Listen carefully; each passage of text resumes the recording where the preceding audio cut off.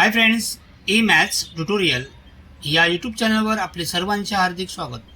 Friends, आज आपण या व्हिडिओमध्ये 10वी बोर्ड परीक्षा मार्च 2026 आणि या परीक्षेचा विज्ञान आणि तंत्रज्ञान भाग 1 चा पेपर कसा असेल याबद्दल सविस्तर चर्चा करणार आहोत. तुम्ही जर या चॅनलवर नवीन असाल किंवा चॅनल सबस्क्राईब केलं नसेल तर चॅनल सबस्क्राईब करा, तसेच लाईक करा. विद्यार्थी मित्रांनो, काही सूचना दिलेल्या असतात त्या व्यवस्थित वाचायच्या आहेत. त्यापैकी 4थी सूचना खूप महत्त्वाची आहे. प्रश्न क्रमांक 1 अ, मूल्यमापन केवळ प्रथम प्रयत्नातील पर्याय ग्राह्य धरून केले जाईल व त्यालाच गुण दिले जातील हे लक्षात ठेवायचं आहे. ओके, त्यानंतर आपण पहिला प्रश्न बघूया. प्रश्न पहिला अ, दिलेल्या पर्यायांपैकी योग्य पर्यायांचा क्रमांक लिहा. 5 गुण आहेत. उष्णतेचे एसआय पद्धतीतील एकक डॅश डॅश हे आहे. उत्तर आहे करेक्ट जूल. पर्याय ब हा बरोबर आहे. आपल्याला अचूक पर्याय लिहायचा आहे. प्रश्न क्रमांक टाकायचा आहे पर्याय ब आणि ब च्या पुढे काय लिहायचे जूल. या प्रकारे हे अचूक पर्याय लिहायचा आहे. दुसरा, सूर्य, याचं कारण लिहायचं. कारण काय आहे? प्रकाशाचे अपवर्तन. ओके. त्यानंतर तिसरा, टिंबटिंब हा कार्बोझायलिक आम्लाचा क्रियात्मक गट आहे. अचूक पर्याय आहे COOH, म्हणजे पर्याय अ हा बरोबर आहे. त्यानंतर चौथं, साध्या सूक्ष्मदर्शीमध्ये डॅश भिंगाचा वापर करतात. उत्तर आहे बहिर्वक्र, म्हणजेच ड पर्याय बरोबर आहे. पाचवा, डॅश पद्धतीत वितळलेल्या कथिलाचा थर धातूवर चढवण्यात येतो. तर उत्तर आहे कथिलीकरण. सिंपल आहे, कथिलीकरण. ओके. त्यानंतर प्रश्न पहिला ब हा सुद्धा 5 मार्क्सचा प्रश्न आहे. 5 पैकी 5 सोडवायचे असतात. कंपल्सरी पहिला प्रश्न हा कंपल्सरी असतो. ऑप्शन एकही नसतो. ओके. सर्वात लहान आकाराच्या अणूचे नाव काय? उत्तर आहे हेलियम. कॅल्शियम कार्बोनेटचे रेणूसूत्र CaCO3. कॅलरी मापीचा उपयोग लिहा. विशिष्ट उष्मधारकता मोजणे. आणि इलेक्ट्रॉन ठिपका संरचनेवरून हायड्रोकार्बन ओळखा. किती हायड्रोकार्बन आहेत? कार्बन आहेत 1, 2 आणि फक्त सिंगल बॉन्ड आहे. ते एकेरी बंद असल्यामुळे हा कुठला आहे? अल्केन आहे. म्हणजे 2 असले तर कुठला? इथेन. 2 C आहेत म्हणजे कुठला? हा इथेन. आणि कुठला आहे? संतृप्त हायड्रोकार्बन. योग्य जोडी जुळवा. पाण्याचा अपवर्तनांक आहे 1.33. नेक्स्ट प्रश्न दुसरा, शास्त्रीय कारणे लिहा. शक्यतो हे कारणे पुस्तकातीलच विचारले जातात. चुनखडी तापून मिळालेला वायू ताज्या चुन्याच्या निवळीतून जाऊ दिल्यास निवळी दुधाळ होते.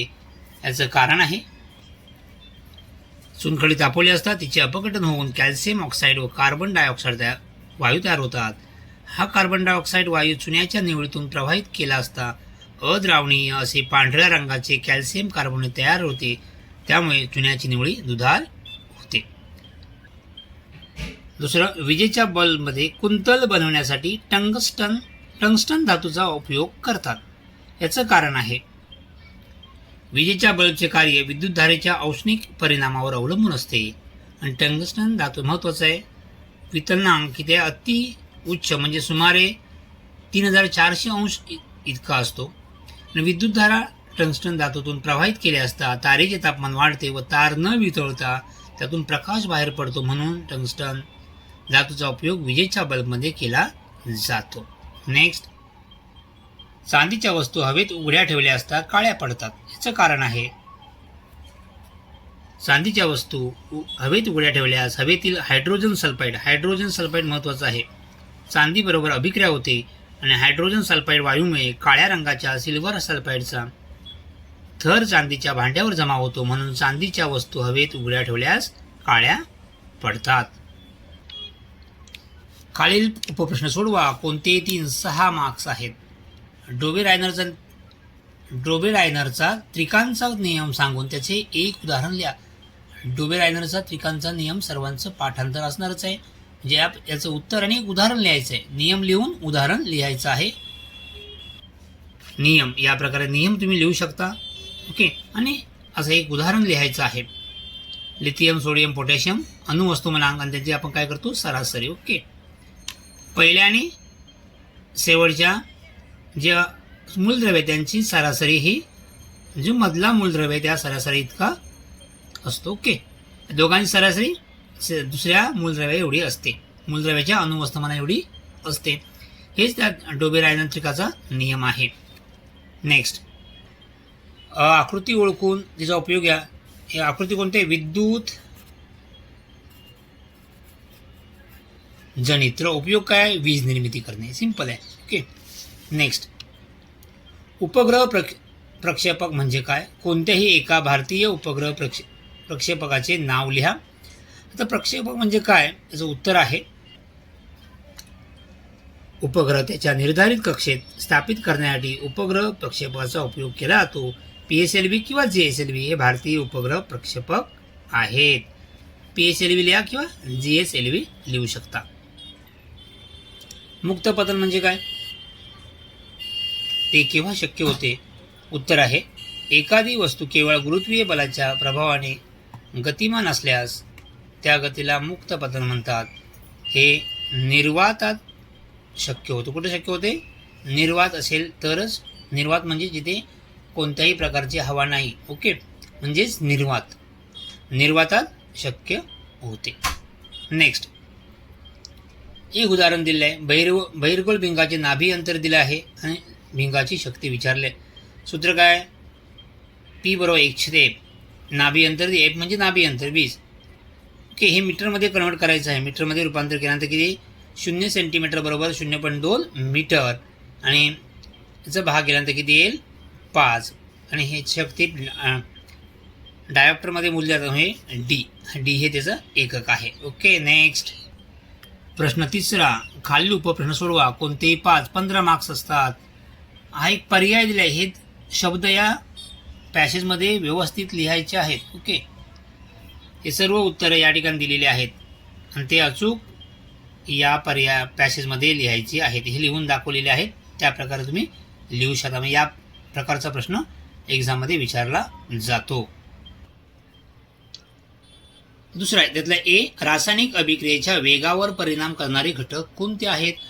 वेगावर घटक करणारे अनेक घटक आहेत. त्यापैकी अभिक्रियाकारकाचे स्वरूप, अभिक्रियाकारकांच्या कणांचा आकार, अभिक्रियाकारांची सहती, अभिक्रियेचे तापमान, उत्प्रेरक इत्यादी. ओके. त्यातील कोणत्याही एका घटकाचे स्पष्टीकरण द्या. यापैकी कोणत्याही एका घटकाचे स्पष्टीकरण आपल्याला द्यायचे आहे. सर्वांचेच द्यायचे नाहीत, तर कोणत्याही एका घटकाचे स्पष्टीकरण द्यायचे आहे. ओके. आता स्पष्टीकरण बघूया आपण.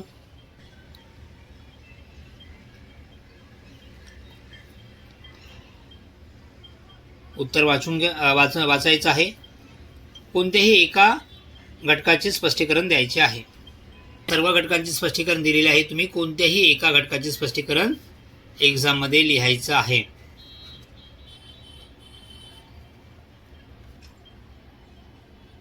ओके. नेक्स्ट,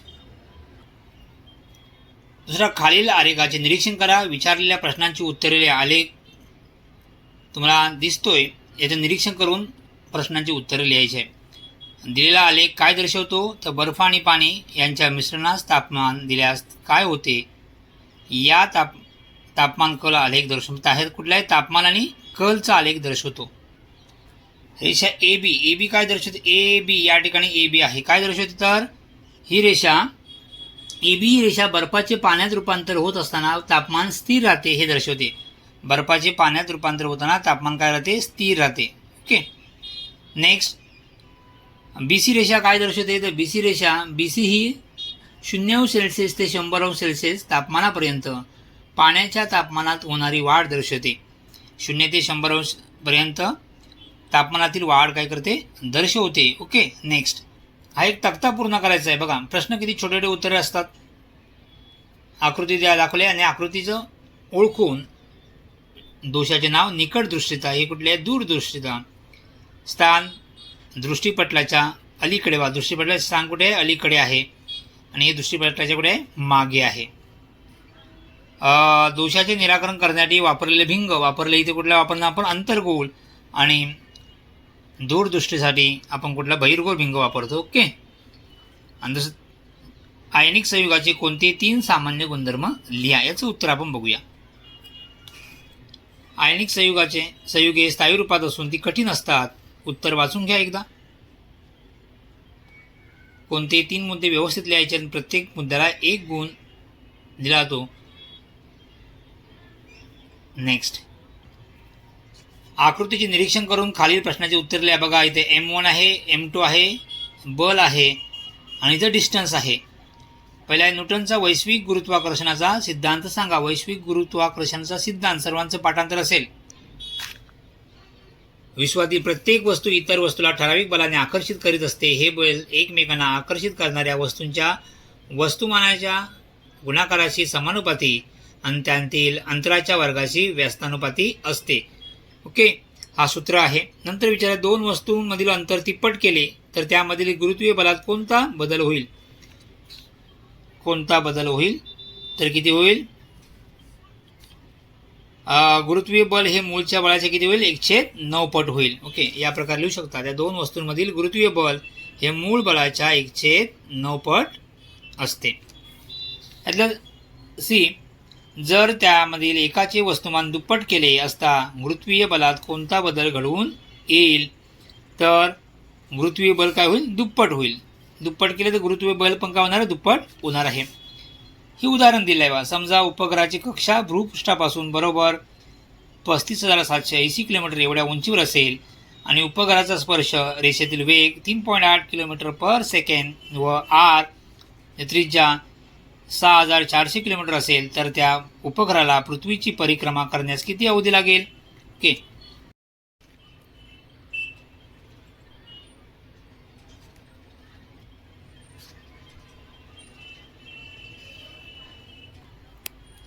नालकुंतल म्हणजे काय? त्याची योग्य आकृती काढून विविध भागांना नावे द्या.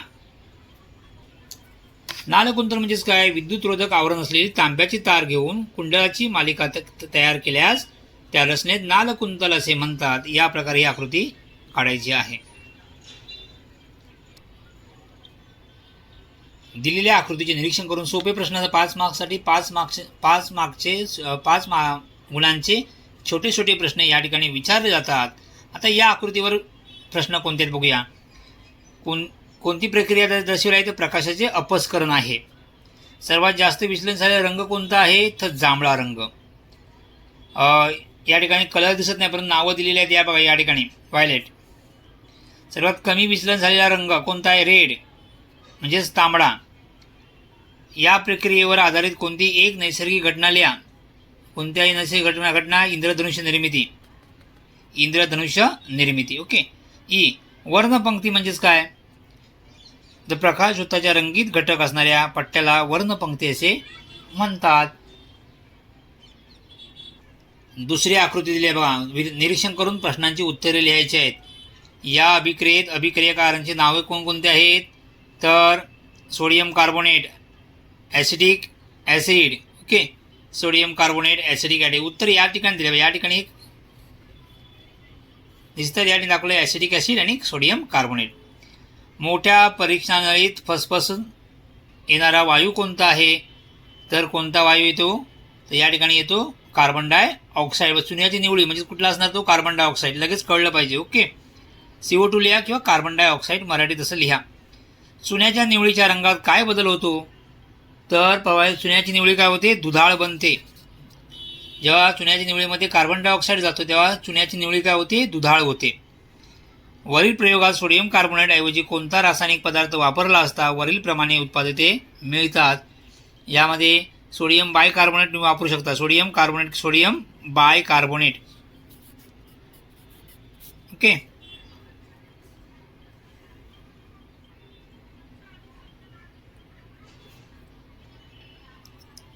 कॅल्शियम कार्बोनेट किंवा सोडियम बायकार्बोनेट. ओके.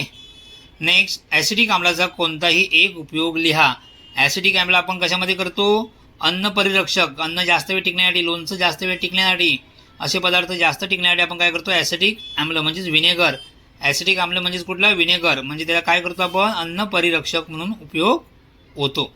अशा प्रकारे हा पूर्ण पेपर बघितला आहे, तुम्हाला कळलं असेल. व्यवस्थित तयारी करायची आहे आणि 11 तारखेला होणारा विज्ञान 1चा पेपर व्यवस्थित लिहायचा आहे. Okay, thank you.